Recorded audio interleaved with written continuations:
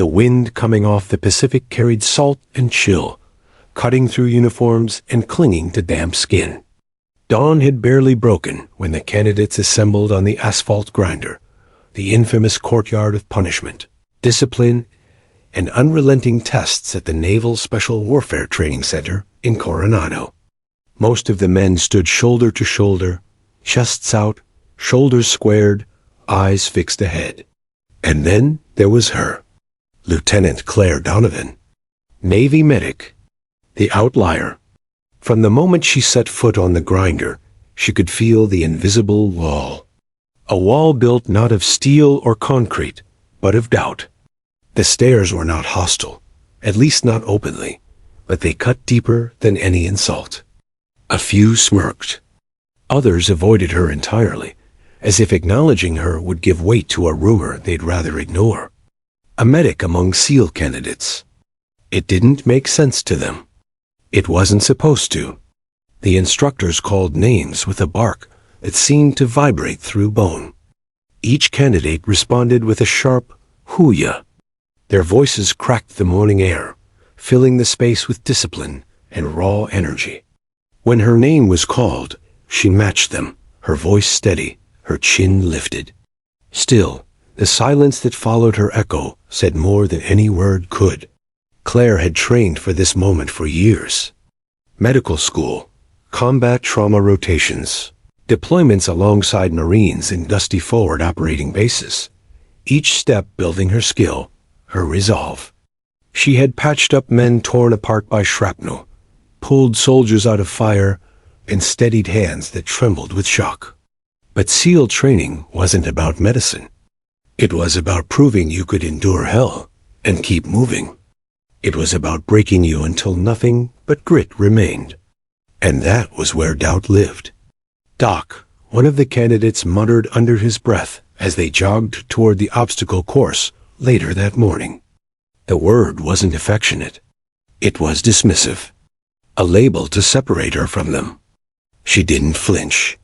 She didn't look back.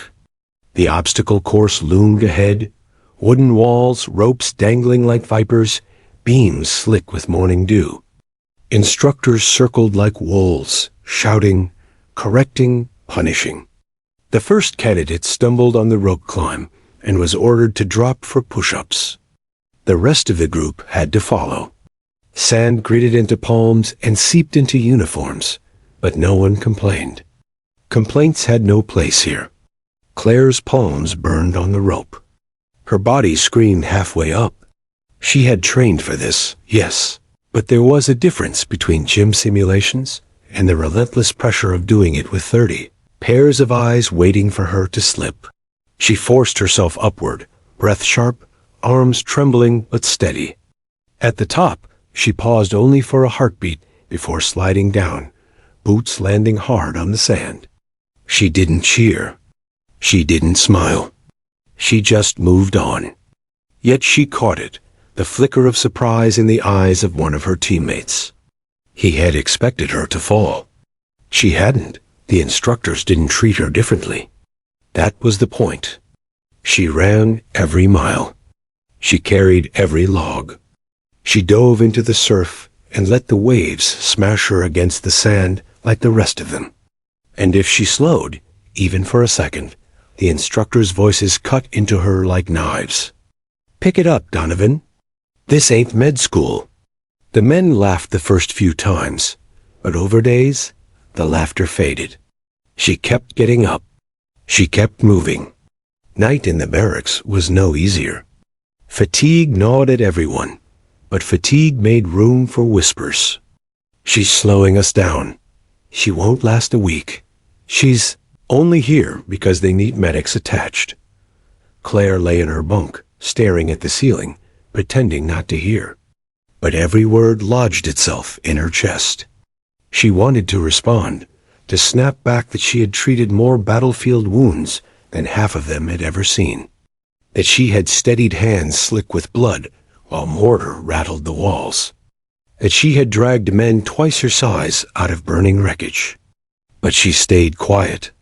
Because in this place, words didn't matter. Only actions did. The grinder broke them again at dawn. Push-ups until arms buckled, sit-ups until abs felt like shredded glass, runs in wet boots that chewed through skin. The instructors moved among them, barking orders, kicking sand, demanding more. When Claire faltered for a moment during flutter kicks, an instructor leaned down, voice a low growl. "You think being a medic makes you special? You think a stethoscope will save you when rounds are flying?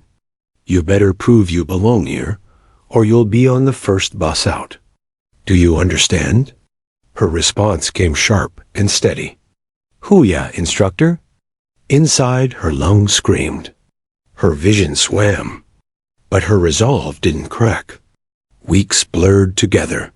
Some candidates rang the bell, the symbolic surrender, the admission that the pain was too much. Each time, the bell's clang echoed through the compound like a funeral toll. The men who doubted her glanced her way, expecting her to follow. But she never did. If anything, she grew sharper. Her hands, once defined by delicate medical precision, became calloused from ropes and rifles. Her legs carried her through endless miles on sand and surf. Her mind, honed by years of crisis medicine, learned to silence panic and focus only on what mattered. The next breath, the next rep, the next step. Slowly, the whispers in the barracks changed. "She hasn't quit yet. She's tougher than she looks. She's still here." Still, respect hadn't arrived. Not fully. The others worked beside her, but kept their distance. She wasn't one of them, not yet. They were waiting. For her to crack. For her to prove them right. Claire knew it. She felt it in every sideways glance. And though she held herself steady, the doubt gnawed at her in silence. Could she truly belong here? The turning point came one night when an exercise pushed the unit to exhaustion. They had been running drills for 18 hours straight, soaked, starving, and barely able to stand. One candidate collapsed, clutching his side, breath ragged. The instructors shouted for order.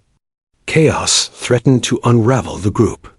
Without hesitation, Claire was at his side. Her hands moved with practiced precision, checking vitals, steadying his breathing, giving quick commands for water and support. The others froze, watching her transform in seconds from exhausted trainee to calm professional. She stabilized him, kept him conscious, and within minutes, the exercise resumed. No applause followed. No cheers. But something shifted. For the first time, the doubt in their eyes flickered into something else. Something closer to respect. When she lay in her bunk that night, staring at the ceiling, the whispers were gone. The silence was heavy, but different now. Less dismissive. More thoughtful. The wall hadn't fallen. Not yet. But a crack had formed. Claire closed her eyes, exhaustion pulling her under, and whispered to herself the words she had clung to since the beginning. Patience, precision, endure. Because she knew her true test hadn't even begun. The sun beat down like a hammer on steel, relentless and merciless. By the time the candidates reached the shoreline, their uniforms were already soaked through with sweat. The Pacific waited like an executioner, cold, vast, and pitiless.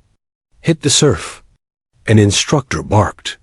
30 bodies crashed into the waves at once, boots dragging, uniforms clinging like lead.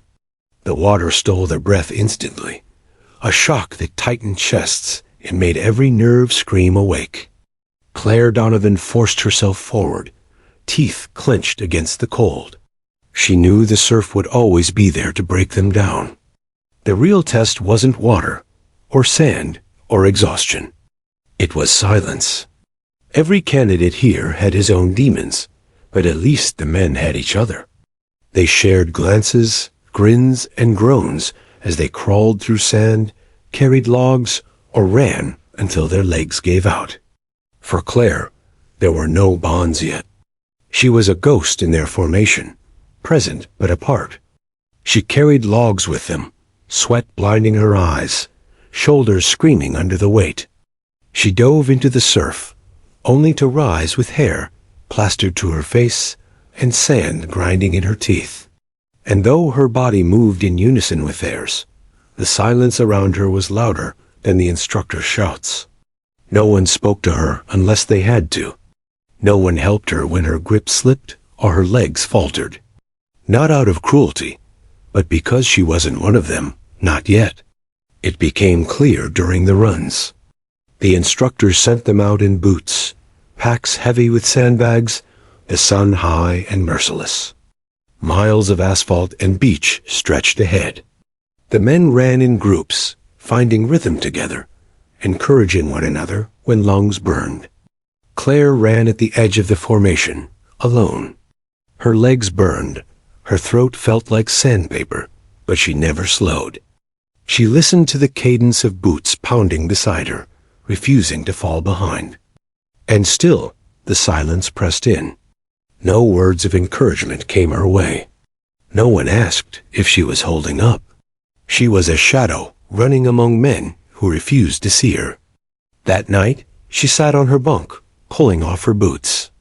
Her feet were raw, blisters torn open and bleeding. She carefully cleaned them with alcohol swabs, wincing at the sting. She had done the same countless times for soldiers in the field. Funny how different it felt when the patient was herself. A voice broke the silence, low and skeptical. "She won't last." Claire didn't turn her head, but she heard the reply from another bunk. "No way, she's already cracked." Just waiting for her to ring the bell. They weren't whispering. They wanted her to hear. She tightened her grip on the swab, forcing her expression to stay neutral. The ceiling above her blurred, but she refused to let the tears fall. Words didn't matter here. Only actions did. The next morning, the instructors lined them up on the grinder. Push-ups, sit-ups, pull-ups, endless repetitions under the unforgiving sun. Each time one candidate faltered, the entire class paid. Groans filled the air, sand stuck to their sweat-drenched bodies, and arms trembled under strain. Up, down, Claire's muscles screamed. Her shoulders burned as if molten lead had been poured into them. But she stayed in motion, rep after rep. "Donovan!" One of the instructors roared. "You think this is medical school? You think this is about saving lives? This is about surviving. Prove it." Her arms nearly buckled under the weight of his words. But she locked her elbows, forced herself up again, and shouted back, "Hoo-ya, instructor." The men around her grunted, sweat dripping off their faces. A few glanced her way. Not in respect, not yet, but in surprise. She was still going. The obstacle course returned with a vengeance. Wooden walls scraped skin raw. Ropes shredded palms. Beams tested balance, while fatigue threatened every step. Claire threw herself at each challenge, failing some, repeating them, until instructors nodded grudgingly. At the rope climb, her arms shook, body dangling halfway up. Below her, she heard a mutter. "She's done." But she wasn't, gritting her teeth. She forced one hand over the other, dragging herself upward inch by inch. By the time she reached the top, her vision blurred, and her breath came in ragged gasps. She slid down and landed hard, knees jarring. "Move it, Donovan." The instructor barked. She ran. And though exhaustion weighed on her like chains, she caught sight of the same man who had muttered against her earlier. His stare had shifted, less certain, more curious. Days bled into weeks. The silent test never ended. Instructors demanded more. The ocean dragged them down, the sand scoured their skin, and fatigue threatened to bury them. But Claire didn't quit. She learned to endure the long stretches of isolation. She learned to take strength not from their words, for they gave her none, but from the rhythm of her own heartbeat, the certainty of her breath, and the knowledge that pain was temporary. When her legs buckled, she whispered to herself, "One more step." When her arms trembled, "One more rep." When her lungs screamed, "One more breath." And each time she rose. One night, after a grueling day, she limped toward the showers. A candidate she had barely spoken to, broad-shouldered, sunburnt, with a face weathered by exhaustion, stepped aside and muttered just one word. Respect. It wasn't loud. It wasn't meant for anyone else. But Claire heard it. For the first time since she arrived, the silence cracked. Still, the test wasn't over. She knew that respect here wasn't handed out easily. It had to be earned again and again, under fire, under water, under the crushing weight of doubt. But she also knew she was closer. The silence wasn't as heavy as it had been. And in that silence, she found her strength. Because Claire Donovan had already survived worse than this. She had stared into the chaos of battlefield medicine, steadying hands when lives hung by a thread. She knew fear. She knew exhaustion. She knew despair. And she knew she could endure them. Here, in the crucible of SEAL training, she was proving it one breath, one rep, one step at a time.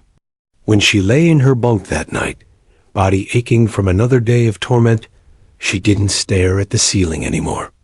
She closed her eyes, listening to the rhythm of the barracks, the groans of tired men, the shuffle of boots, the creak of beds. She was still apart, still the outsider.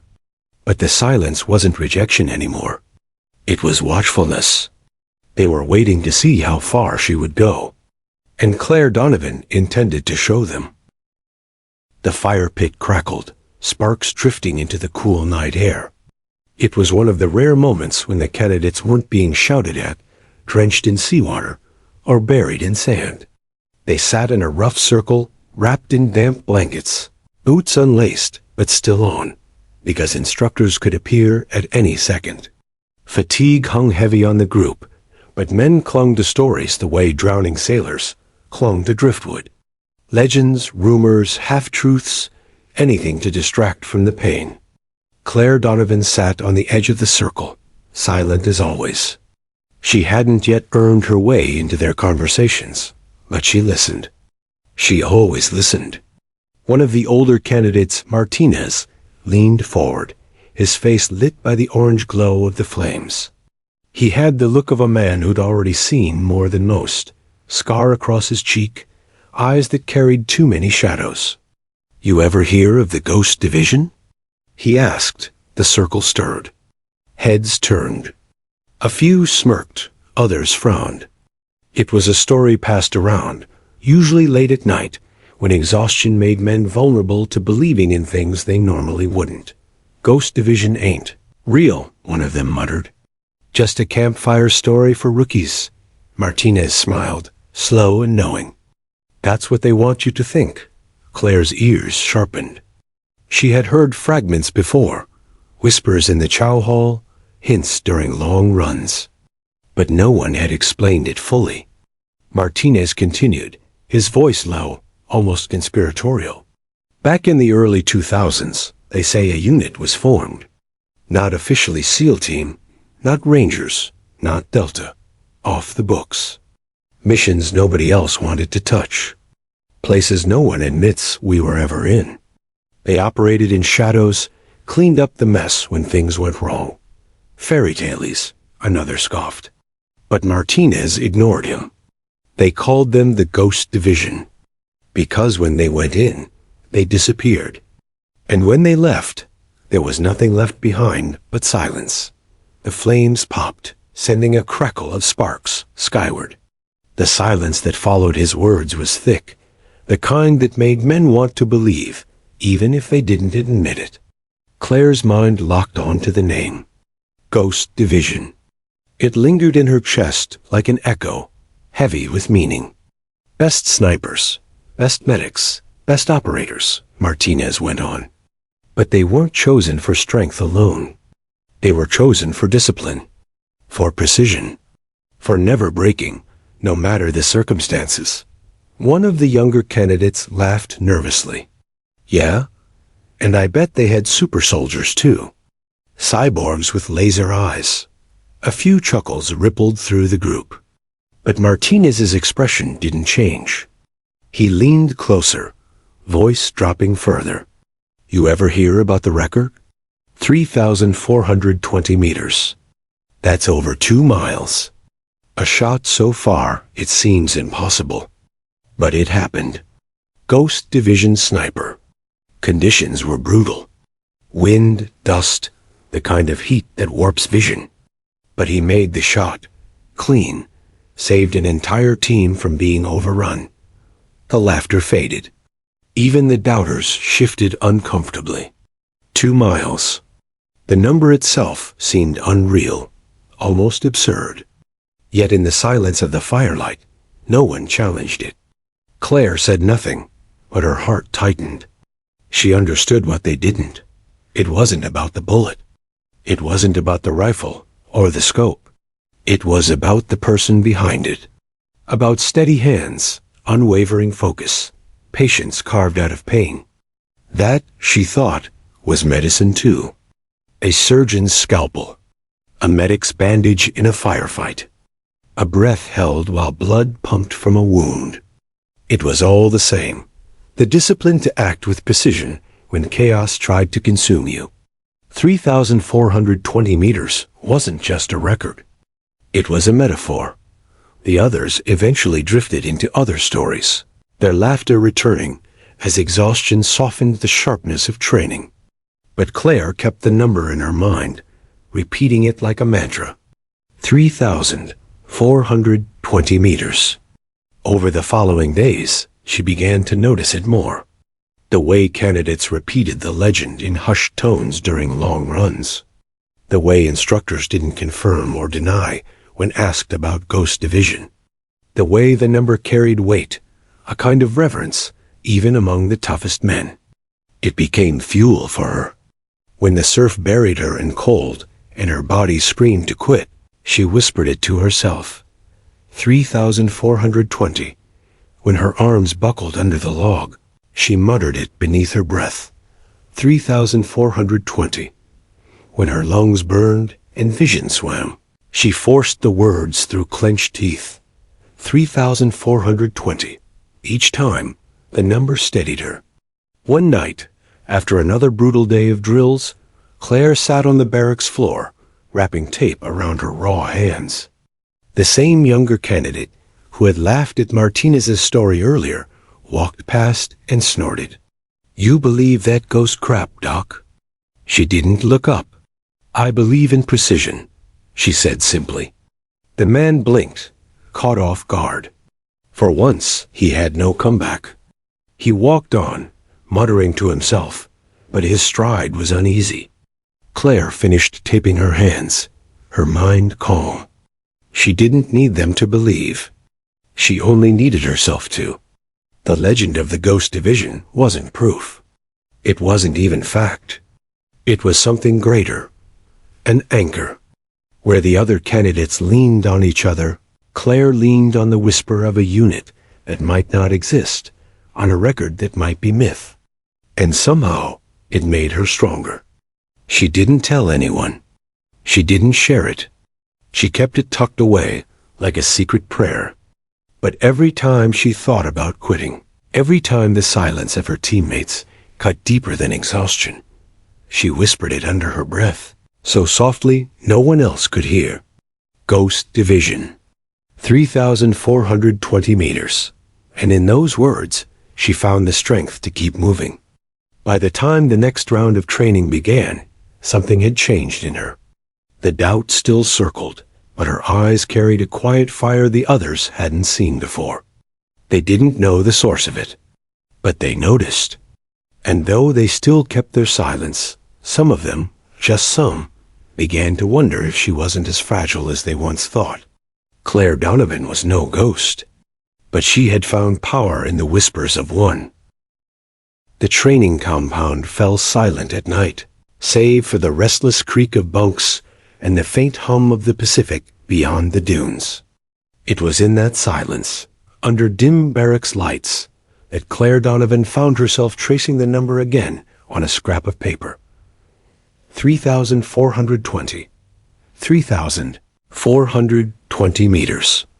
A distance so long it almost mocked the imagination. 2 miles of wind, gravity, heat shimmer, and uncertainty. A bullet wasn't supposed to fly that far and still matter.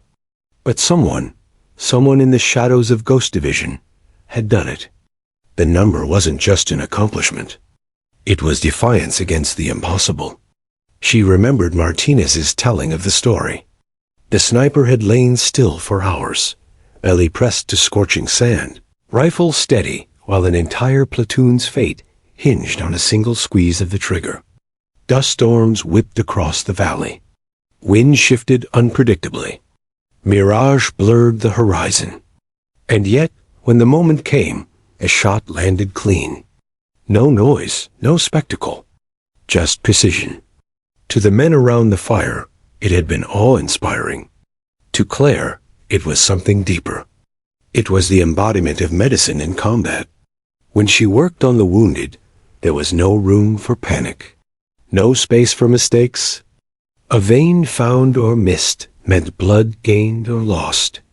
A tourniquet tightened or loosened meant minutes stolen or wasted. And just like that sniper, she had to be steady, even when the world collapsed around her. The next day, the instructors introduced sniper drills. Not live fire yet, just observation exercises, testing patience. Candidates were ordered to lie prone in the sand, camouflaged, and wait. Hours passed while instructors stalked the field, searching for movement, for any twitch of a hand, any blink that lasted too long. For most, the waiting was worse than the workouts. Muscles cramped, sand bit into skin, insects crawled over exposed flesh. The silence was maddening. Claire, however, found herself calm. She thought of the 3,420-meter shot. The stillness required. The breath held, not in panic, but in discipline. She imagined the unseen sniper, waiting in heat and silence far worse than this, steadying himself against time itself. Patience was her ally. She had learned it in field hospitals, where hours stretched while waiting for helicopters to arrive, wounded fading beneath her hands. She had learned it while listening to a soldier's shallow breaths, knowing the only thing she could do was hold pressure and wait for backup. She knew patience. She knew endurance. And so, she waited. When the drill ended, many of the men groaned as they stood, shaking sand from their uniforms, flexing stiff limbs. Claire rose more slowly, every muscle sore, but her face unreadable. One of the candidates muttered under his breath, "Doc's got ice in her veins." It wasn't said with contempt. It was said with something closer to recognition. Later that week, during weapons training, the instructors put rifles in their hands. Claire had handled firearms before, but never with the same reverence as the SEALs. Medicine had always been her weapon of choice. Still, when the M2010 sniper rifle was laid before her, heavy and sleek, she felt a pull. She adjusted the bipod, settled into prone, and peered through the scope. The target was distant, blurred slightly by the heat. The instructor crouched beside her. Breath steady. Squeeze, don't yank. Her finger hovered on the trigger, but her mind was elsewhere. Not on the steel silhouette hundreds of meters away, but on the number. 3,420. What kind of discipline did it take? What kind of calm to line up such an impossible shot, knowing lives depended on it? She inhaled, exhaled, squeezed. The rifle kicked against her shoulder. The steel plate rang faintly a moment later. She lowered the weapon. She wasn't a sniper. Not like the ghost who had carved history from 2 miles away. But in that instant, she understood the philosophy behind the shot. Precision, patience, belief. Her teammates noticed. She wasn't the best shot in the group, not yet. But she was consistent, measured, Where others rushed, she steadied herself. Where others grew frustrated, she reset. "She shoots like she works," Martinez muttered one afternoon, watching her hit another target. One cut at a time. No wasted motion. Some of the men laughed, but the edge of their doubt was softening. At night, when the barracks grew quiet, Claire would whisper the phrase to herself, almost like a prayer. Ghost Division. 3,420 meters. It wasn't bravado. It wasn't even belief in the story's truth. It was about what it represented, the possibility of the impossible. Every soldier dreamed of records, of medals, of being remembered. But Claire wasn't chasing glory. She was chasing resilience. If a man could steady himself enough to make that shot, then she could steady herself enough to finish this course, no matter the weight of doubt pressing against her. The legend became her anchor during the harshest weeks. When she staggered under the log during Hell Week, shoulders bruised and knees buckling, she muttered 3,420 under her breath. Each step became another meter, another measure of discipline. When the instructors drove them into the freezing surf, ordering them to link arms and sing, while hypothermia gnawed at their bodies, she whispered Ghost Division between chattering teeth. Not to boast, but to remind herself. Someone had faced worse, waited longer, endured harder. When exhaustion blurred her vision, and the bell at the compound entrance gleamed in the distance, the promise of quitting, of warmth and rest, she closed her eyes and saw the phantom sniper again, still patient, waiting for the impossible.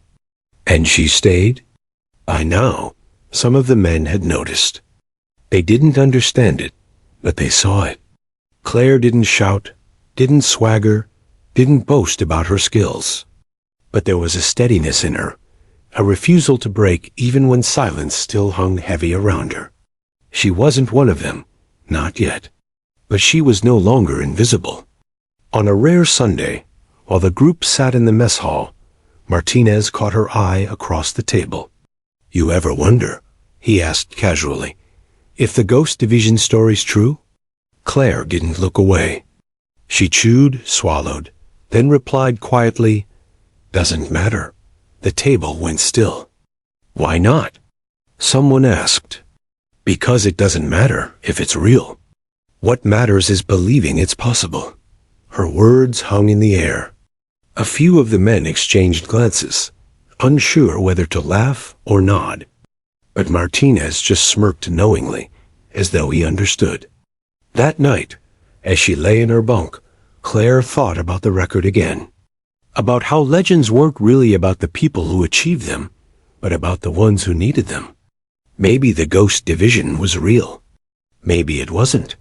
Maybe some man, years ago, had defied physics and made the shot of the century.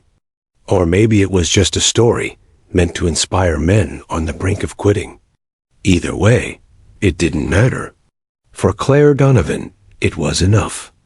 Enough to carry her through the silence. Enough to push her beyond pain. Enough to remind her that discipline, not strength, not noise, not bravado, was the true mark of survival. And when the time came to prove herself, she knew those words would be waiting on her lips. The sun beat down on the training range with an unforgiving glare. Heat shimmered above the gravel, distorting shapes, blurring distances. By mid-afternoon, the candidates were exhausted, their uniforms soaked through, boots caked with mud from earlier drills. But the instructors weren't finished. They never were. Scenario starts now. An instructor barked, his voice slicing through the heat. Multiple casualties. Hostile fire. Secure perimeter. Triage. Evacuate. It sounded simple when said like that. But everyone knew it was chaos in disguise. Smoke grenades hissed, releasing thick plumes that swallowed the range in gray fog. Loudspeakers crackled with simulated gunfire, deafening, disorienting. Sirens wailed, and then came the mannequins. Weighted dummies, sprawled in the dirt, painted with fake blood, moaning from hidden speakers, like wounded soldiers begging for help. The units scattered, each man sprinting into the haze. The air filled with shouts, orders, and confusion. Claire dropped low, scanning the scene. Her instincts as a medic surged forward, not as a candidate, not as a SEAL in training, but as someone who had seen blood pool beneath her hands, who had once knelt in Afghan dust with real lives slipping away. But before she could move, a voice cut across the noise. "Doc, stay back." It was Turner, broad, built like a tank, one of the loudest skeptics since day one. He waved her off as he and two others crouched near a casualty.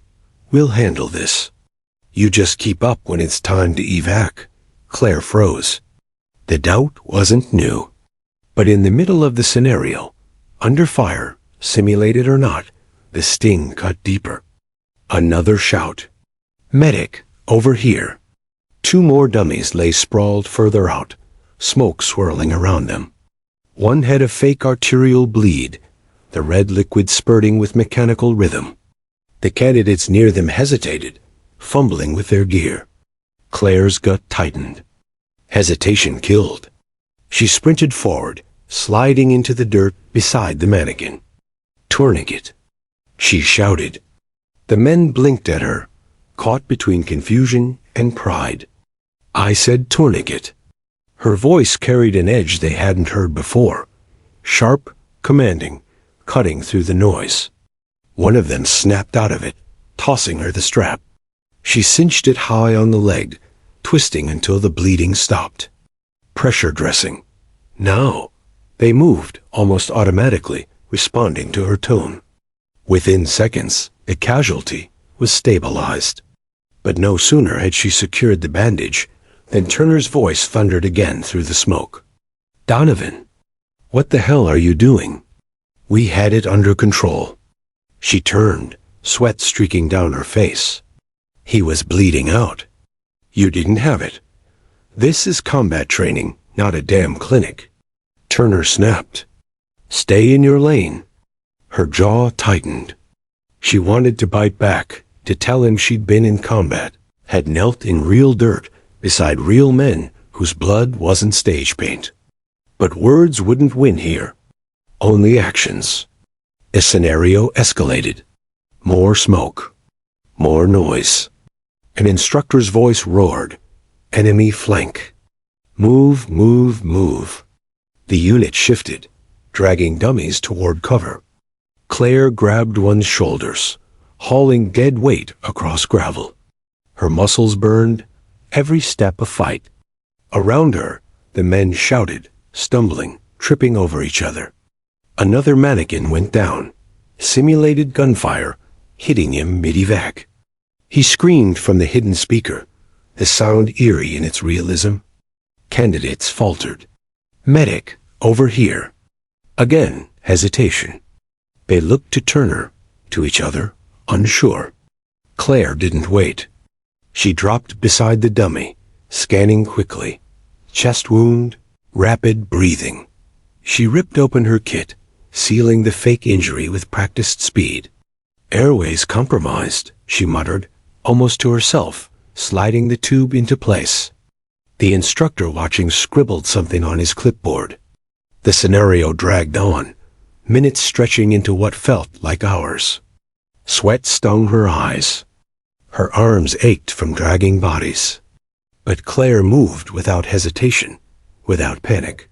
Every action deliberate. Every order clipped and sharp. When the final horn blared, signaling the end, the smoke thinned slowly.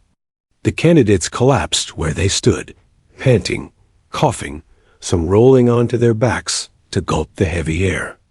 Claire sank to her knees, chest heaving. The instructors paced among them, jotting notes. No one knew what grades they'd give, what criticisms they'd level. That wasn't the point. The point was pressure. Breaking points. Turner broke the silence first. "You think this is some hospital rotation?" His voice was hoarse, but still dripping with disdain. "You're slowing us down." Claire didn't answer. Not immediately. She wiped sweat from her brow, lifted her eyes, and met his. "I saved 3 of your guys," she said quietly. "If this wasn't training, they'd still be alive. Would you?" The words weren't shouted. They weren't laced with ego. They were calm, matter of fact, and in that calm, Turner faltered. Just for a second. His mouth opened and closed, no retort coming. Martinez chuckled, breaking the tension.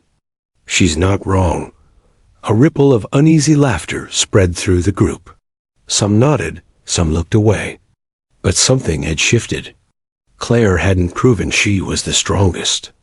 She hadn't carried the heaviest load or fired the most rounds. But she had proven something else.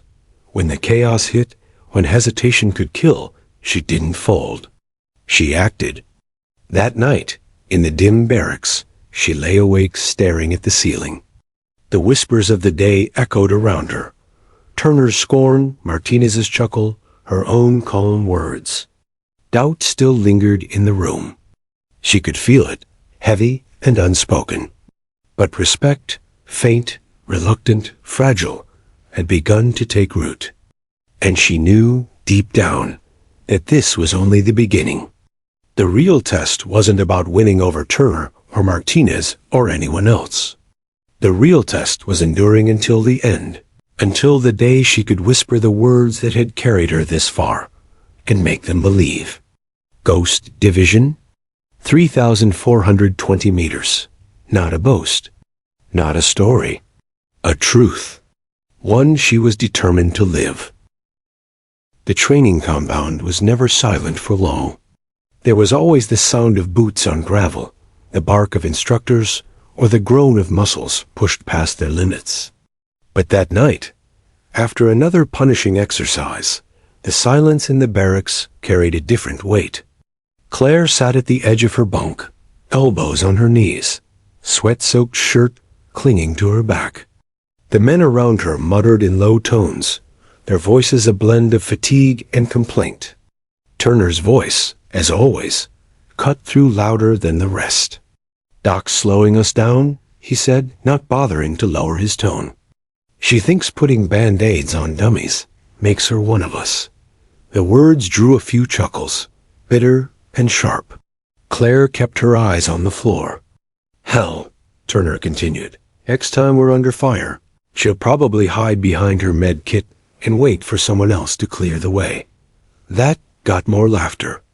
Even Martinez, who defended her once or twice, stayed quiet this time.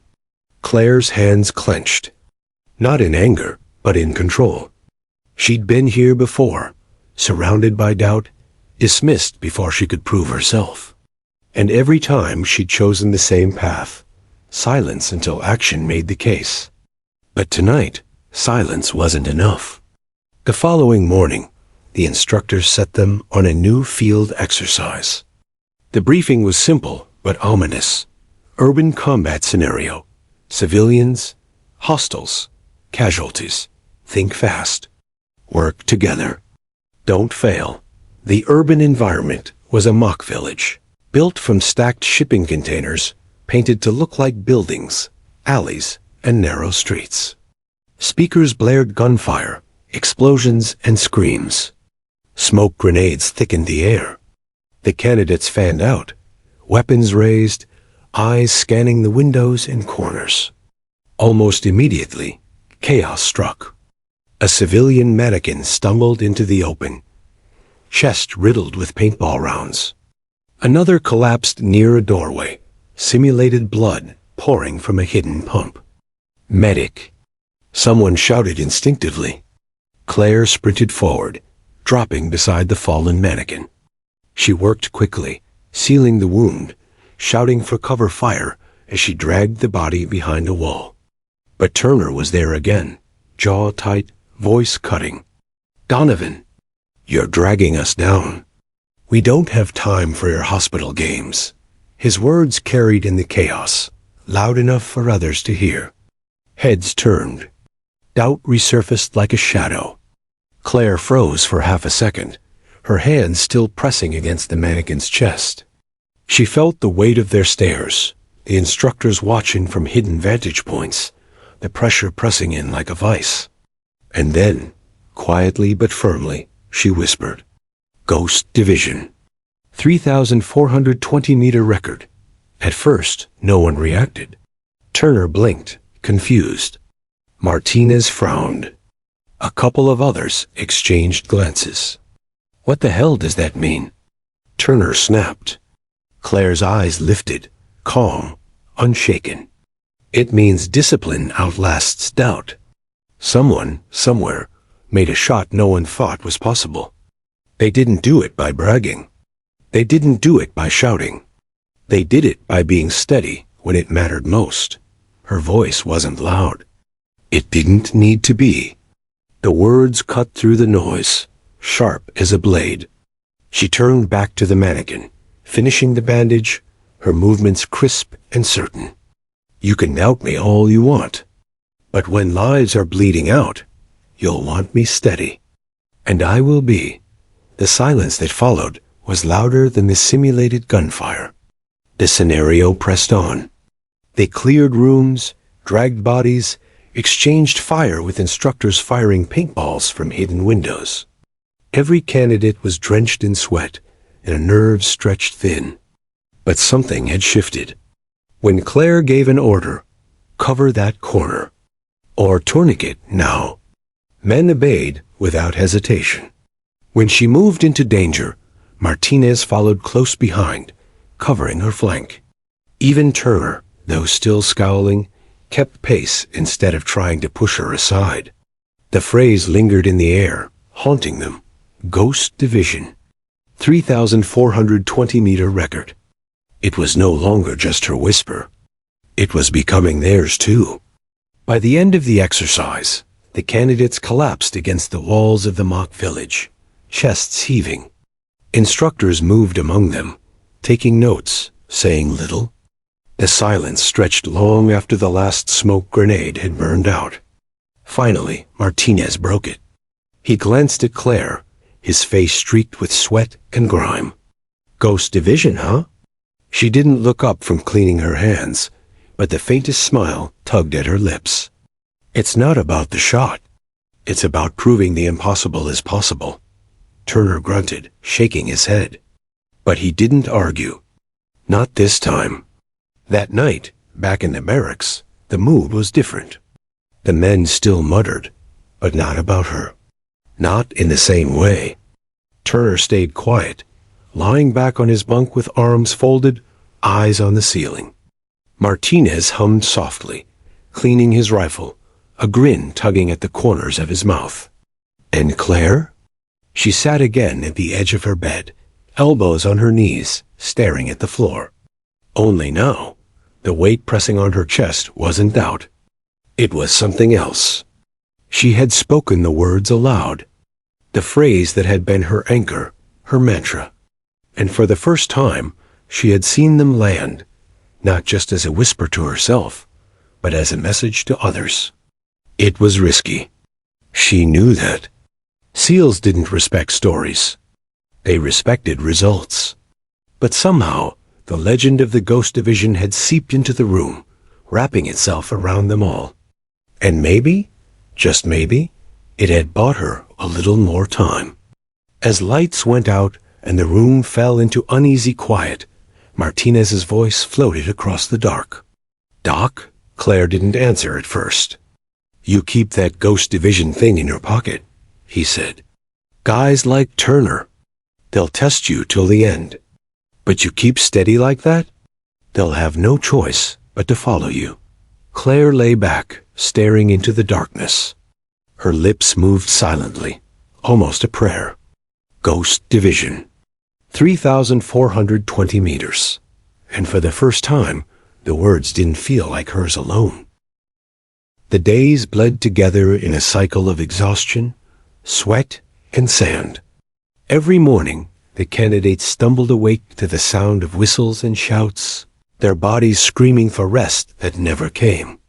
And yet, somewhere within that grind, something had begun to change. Claire Donovan still carried the weight of skepticism, but now She also carried something else, a quiet gravity that even the loudest doubters couldn't quite shake. It began on a morning ruck march, 20 miles through dunes under the unforgiving sun. Packs sagged heavy on their backs, weapons digging into shoulders, boots swallowing sand with every step. Turner, the tank of the group, usually led from the front, setting a punishing pace. But 10 miles in, even he faltered, sweat streaming down his face, his breath ragged. Claire noticed from the middle of the line. Without hesitation, she adjusted her pack, quickened her pace, and drew alongside him. She didn't speak, didn't gloat, didn't remind him of his words. She simply steadied her breathing, eyes fixed ahead, and matched him stride for stride.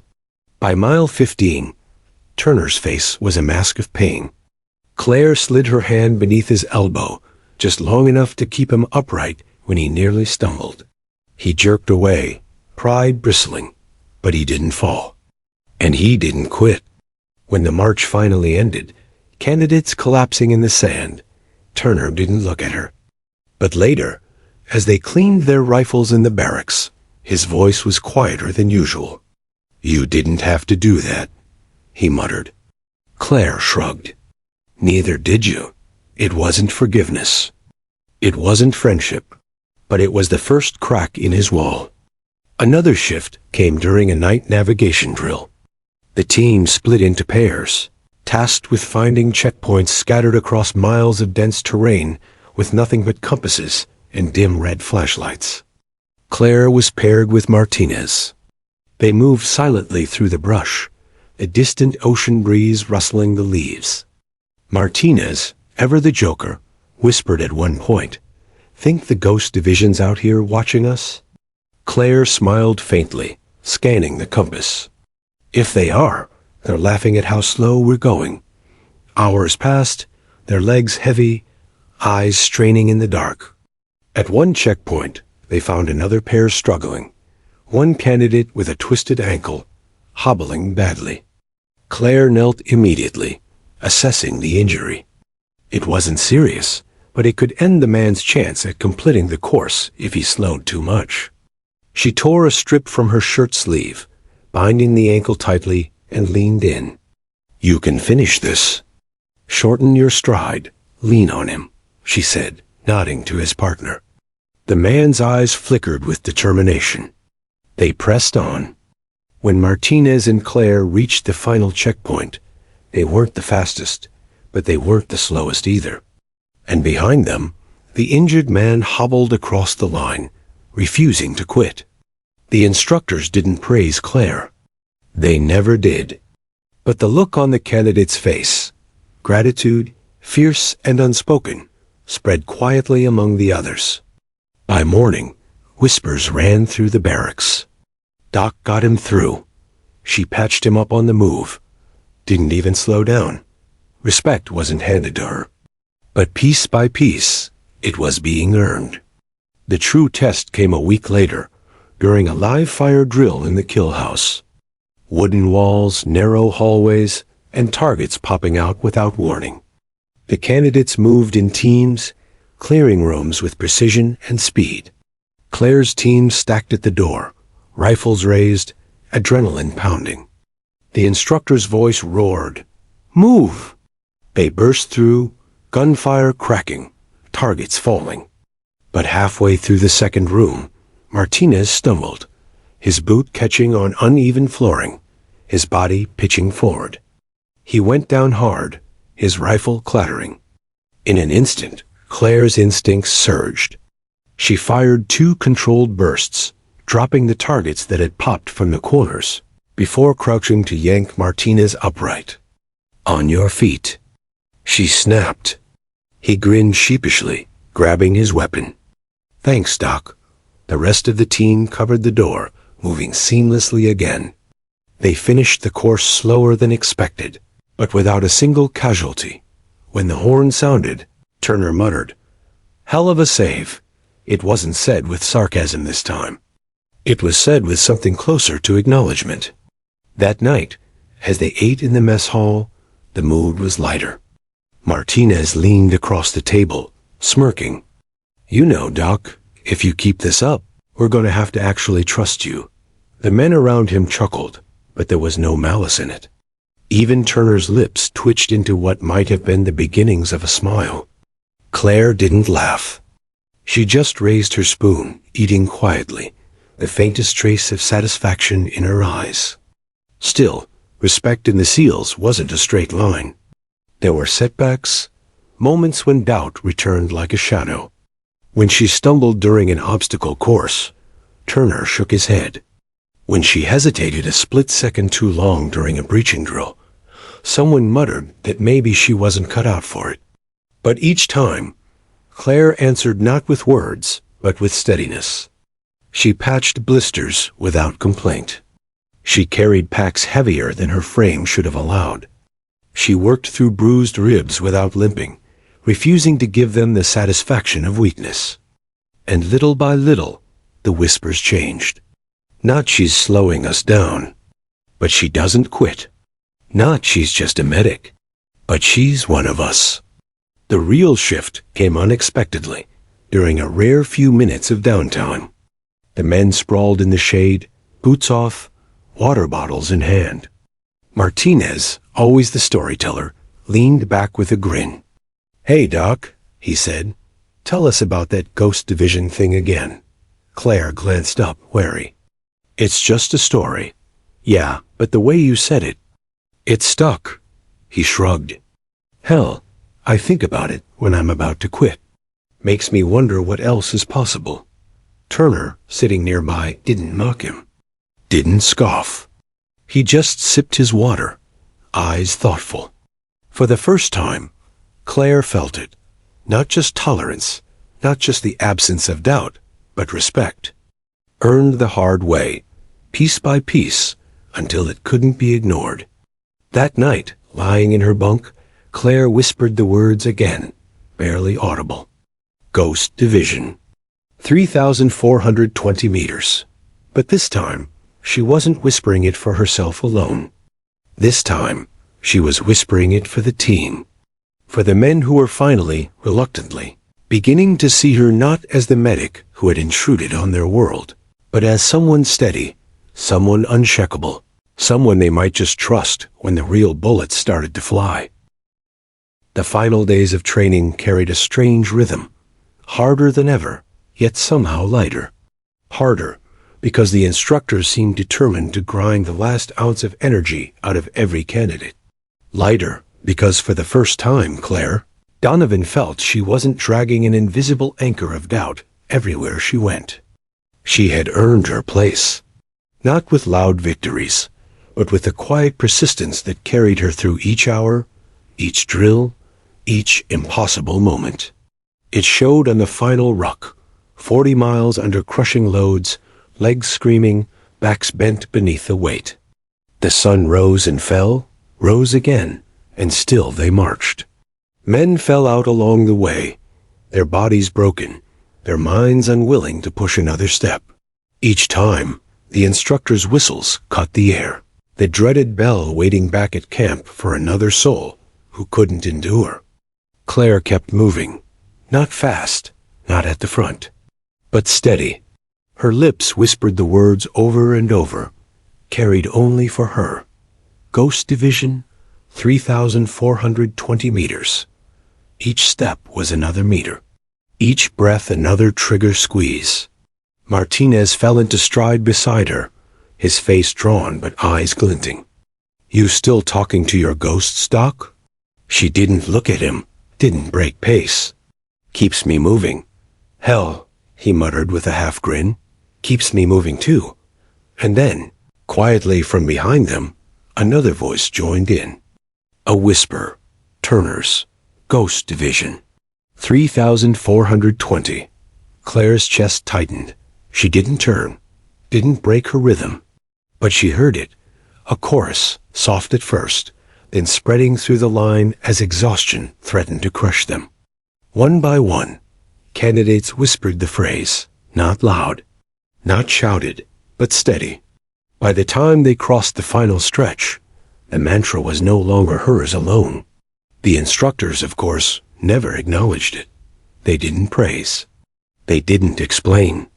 They simply checked names, crossed off failures, and barked at the rest to keep moving. But Claire knew something had shifted.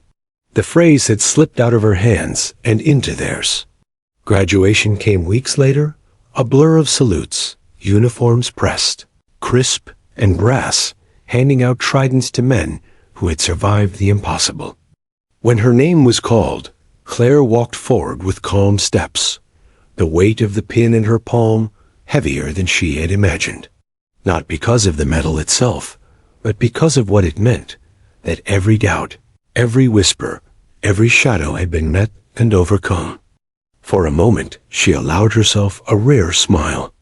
After the ceremony, the men gathered, no longer candidates, but brothers forged in fire. Turner approached her, hands shoved in his pockets, eyes searching for words. "You proved me wrong," he said simply. Claire tilted her head. "Wasn't about proving you wrong. What was it about then?" She paused, then answered softly. "Proving myself steady when it mattered." Turner nodded slowly. No banter, no jokes. Just a quiet acknowledgement, respect fully given at last. Years later, the story of Claire Donovan, the medic who had once been doubted, who had whispered of ghosts and impossible records, still circled in quiet corners of the teams. Recruits whispered it during Hell Week, when the cold threatened to break them. Operators muttered it under their breath in distant deserts, when missions stretched into endless nights. Ghost Division. 3,420 meters. It became more than a story. It became a reminder that the measure of a warrior wasn't noise or strength alone, but discipline, patience, and the refusal to quit. For Claire, the phrase never lost its meaning. Whether she was kneeling beside real casualties in real battles, or staring across endless sand waiting for the next mission, the words grounded her. Not as a legend to live up to, but as a truth she had carried into the world, that steady hearts outlast the storm. One evening, years after training, she sat with Martinez on a rooftop overseas, the desert stretching endless beneath the fading sun. "Funny thing," he said, sipping from a battered canteen. "I don't even know if that shot was real." Claire smiled faintly. "Doesn't matter," Martinez chuckled. "Still kept us moving." Her eyes softened as she looked at the horizon. "That's the point. Sometimes it's not about what's real. It's about what we believe long enough to get through." The silence stretched, comfortable this time. And then softly, Martinez whispered it, almost to the wind. Ghost Division. 3,420 meters. Claire closed her eyes, the words settling into her like an old friend. Legacy wasn't about medals. It wasn't about records written in stone. Legacy was a whisper carried forward, steady and unbreakable, echoing long after the noise of doubt had faded.